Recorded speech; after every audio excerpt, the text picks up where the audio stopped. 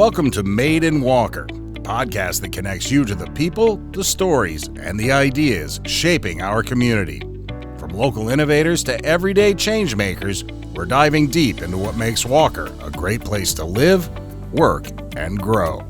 Here's your host, Nicole DiDonato. October 2025 marks 14 years since the Walker Police Department and the community as a whole lost Officer Trevor Slot in the line of duty.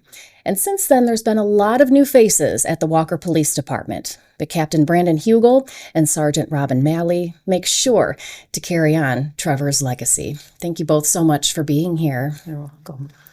And for those of us who did not have the pleasure of knowing Trevor, what can you tell us about your friend, the man behind the badge? Oh, goodness. Mm-hmm. There's so many stories we could tell about Trevor. As it relates to work, it was never a dull moment when he was working. We had so much fun. And this job sometimes isn't fun.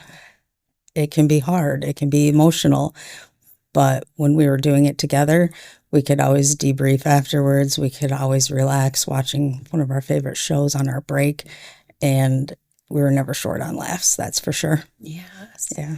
Yeah, you said this, obviously this career can be very heavy. What was his approach to policing? What were some of the, the qualities that he possessed? Yeah. Be on a first name basis with people. Yeah. He just, I think coming from Lowell and St. Joe before then, he wasn't used to going call to call. So he had that time to connect with everybody in the community, whether it was a neighborhood or business owners. And so people knew him as Trevor. You rarely heard Officer Slot. And then he knew their names. So it was, it was pretty interesting. He slid right into Walker and you thought he worked there a decade. Sure. So. Yes. And you were mentioning, obviously you've been at the department and he joined you guys. What was his first few, days, weeks, months like getting used to a place like Walker?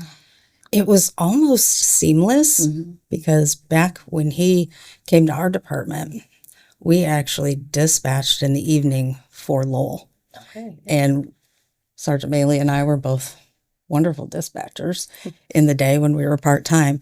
So we already knew his voice. We knew his number. We knew a little bit about his personality. We had talked to him on the phone.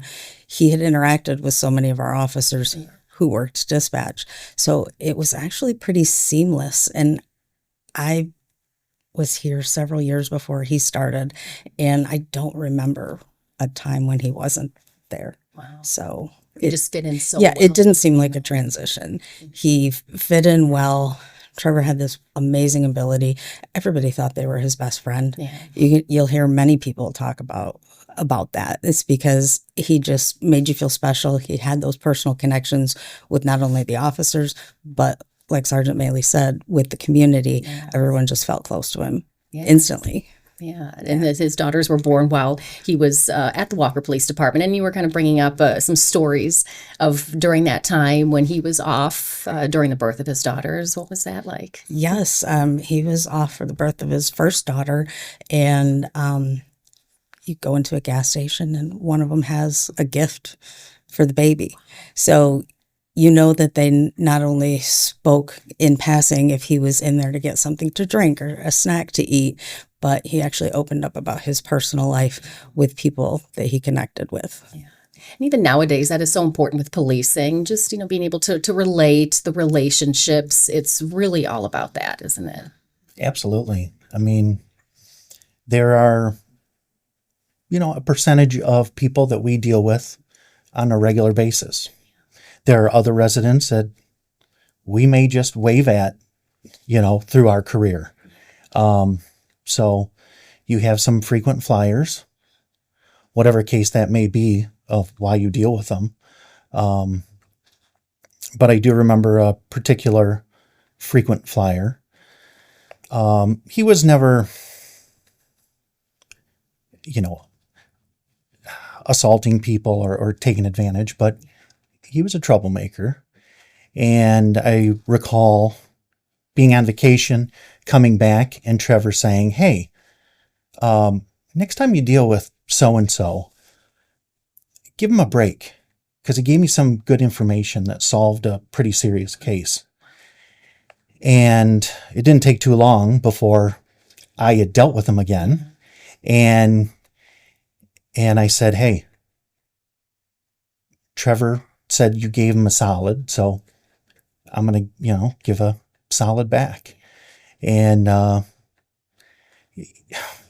you fast forward 5-6 years later after he was killed, that particular person waved me down when I was driving by, and I pulled up and he said, "Hey, I just want to let you guys know that I'm sorry for your loss and that Trevor never treated me like a common criminal. Yeah. He treated me like a human being." So, that's one case out of many. So That is so powerful to hear. And, Yeah. I know it's tough to talk about. How did his passing affect you all? It's unimaginable. Can't, Ooh. still dealing with it. Yeah. Yeah. Grief doesn't stop. It changes. It comes in waves. But back then, that day, it hit you like a ton of bricks, and everything in the world just slowed down, but went so fast at the same time. It was very surreal, honestly, even to look back at it. Here we are. What did you just say? 14 years later. I can't believe it's been 14 years, but then again, it seems like a lifetime. Yeah. And like it hits you in waves. October is a horrible month for me. Are there still parts of him that, yeah. I'm not going to. We won't Right. look at each other. Yeah. No, we won't make Yeah, I've never been shy about hiding my emotions, but with the grief and the sadness, there's been so much joy since. And I had the wonderful opportunity of being friends with Kim. And the moments I had with her, she taught me so much. I can't even tell you how amazing she was. Yeah, and that was Trevor's wife. Yes. And she just had this perspective. One night we were going to a concert together, and it was a last minute thing. Yeah. Literally, I called her an hour before the concert and she went. And we were sitting in my car in the parking ramp. And she said, "You know what? We wouldn't be here right now if Trevor hadn't have been killed. So I take these moments that I never would have had and I just live them to the fullest, because I can't change what happened, but I can change what I do now. Yeah. And I can enjoy these experiences." And honestly, we had a blast. And anytime things got tough for me, all I had to do was think of her, because if it was tough for me, I can't even imagine what it was like for her. And her perspective and her helping me heal was something I could never thank her for. And that's why you all are so passionate, especially with these newer officers that come in year after year, of keeping your friend's legacy alive. And how were you able to do that all this time? What are some of the specific things you've done to make sure that happens? Well, I mean, I think so many of us are storytellers, and we have a lot of stories because of what we experience. So, and he created a lot of stories. So even 14 years later, I still talk about him often.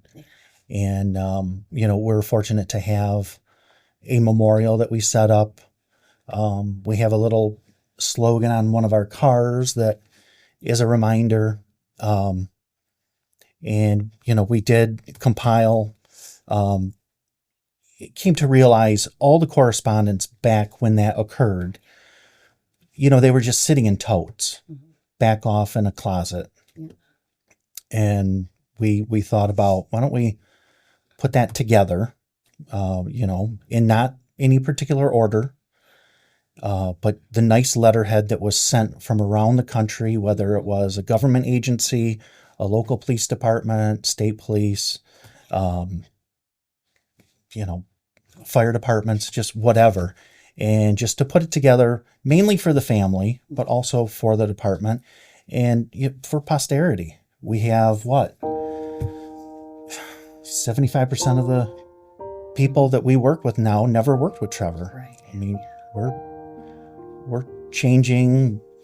Every police department's changing, over. But it's pretty wild. Yeah. But 14 years goes pretty quick. It does. And there's a lot of change.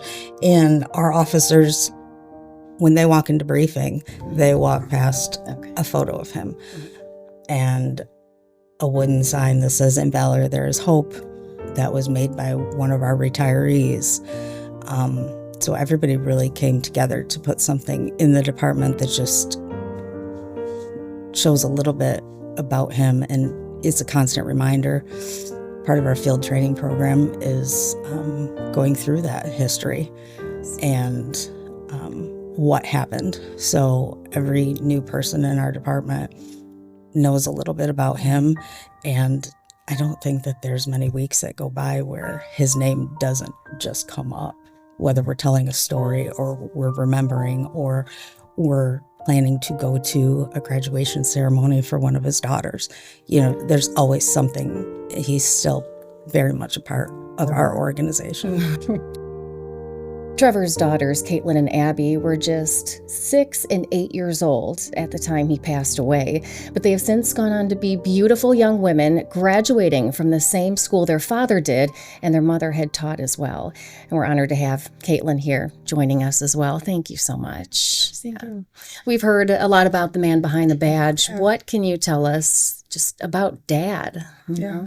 I was so young. There's not much I remember, but I just always remember having so much fun with him. He was just funny and loud, and we would just listen to music with him. He would tell jokes. He would play with Barbies with me, Polly Pockets. And my favorite memory with him is I really liked McDonald's, but my sister really liked Wendy's. So anytime we would get fast food, we would go to both places. And he was happy to get McDonald's, of course. Yes, he was.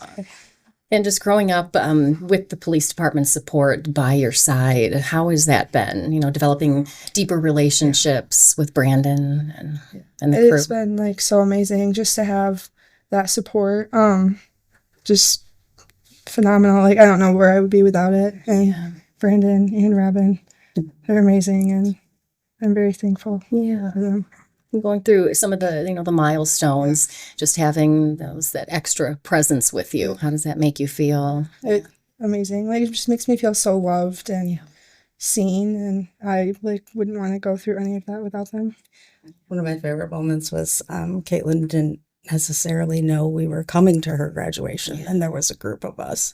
So her class was all gathered in a gym below the auditorium where the graduation was happening. So I snuck down there and talked to the first person in line. I'm like, I need Trevor Slot.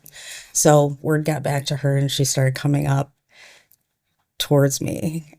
And the genuine surprise on her face, we weren't going to be there. But, and she just gave me the biggest hug.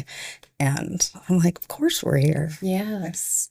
There's a lifelong bond that you guys now have. Yeah. So absolutely. I heard all the stories about Caitlin when she was a baby and about Abby when she was a baby and little. And I heard the Polly Pockets, and I knew he was an active dad. They always went to cottage and out on the lake and swimming and all of that. That was Trevor's life. Yes. And so I heard so much about it that it was really easy just to pick up, and you already had love for these girls, and then it just became that much stronger. Yes. Just knowing what they had lost. Yeah. You're moving on to an exciting new step, recently being engaged, and how do you kind of take the spirits of your mother and father along with you, and what will that look like going forward? It's hard, not having them there, but it's a good reminder through the police department and just all the support we have, having them there and sharing this moment with them and doing little things for that day to honor them, and it's special. Yes. Yeah. We really appreciate you sharing such wonderful memories of your father. We know we've heard it throughout the years, but it's wonderful to see you grown up and you resembling Brandyn so much like her mom and dad, right? Yes. So, She looked like her dad so much when she was young. yeah. Now more like her mom. And every time I see Abby, I see Trevor. Gosh, and if she has a book in her hand, I really have to just shake my head because, they didn't have that many years with him. But dang, do they carry on his legacy. It's pretty cool to see. They certainly do. Yeah. Your father made such an impact beyond West Michigan, and everyone is behind with you, supporting you. She had an amazing family that really stepped in and kept it real with her. Yeah. And she kept it real with them too. Yeah. There were times when she would still be fighting with grandma and grandpa who were raising her. And she'd say, I'm going to call Brandyn. And so she would think that knew. Brandyn was Yep. going to get her out of trouble with Yep. grandma or something. And I'm like, yeah, you call me. Yeah. We'll talk. But I just loved that she was still a little high-spirited young girl. Yeah. That's what she was supposed to be. It didn't change how she was supposed to be. She was still sassy, and I love it. Yeah.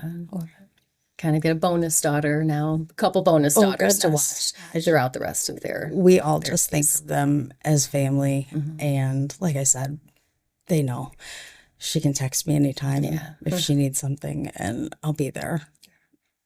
You know, she has a wonderful family support system, so she doesn't really need me, but she knows I'm there if she does need something. It's been such an honor getting to know you, Caitlin, and hearing more of Trevor's stories and how his legacy will live on for all of us. Thank you for being here. Thank you. Thank you. And thank you for joining us. Thank you for joining us for this episode of the Made in Walker podcast. If you have comments or questions about this podcast, or if you have suggestions for future episodes, we'd love to hear from you. Please drop us an email at podcast@walker.city. Made in Walker is the official podcast of the city of Walker, Michigan. You can find Made in Walker wherever you get your podcasts.